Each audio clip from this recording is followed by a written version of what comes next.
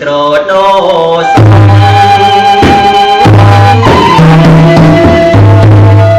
ទ្រពធនសាក់គ្មានទេ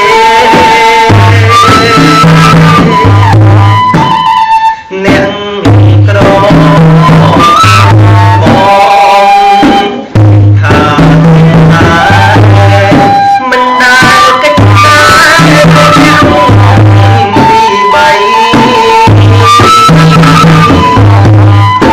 អប់រំ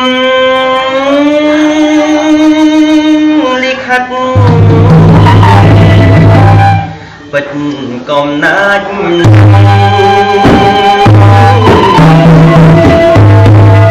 ព្រោះមនុស្សដែលទំរីករាយ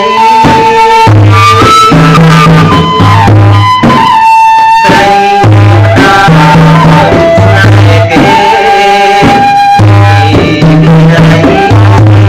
ចោលអ្នកស្រីលោកកាអោលុយ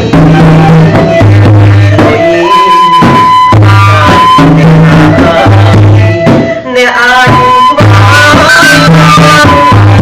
សាវាពីសោទៅខ្មៅស្មុំទៅស្ងា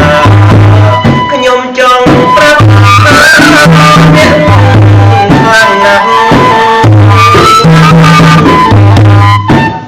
ដួលមិនចង់ក្រោកឈ្ងោកមិនចង់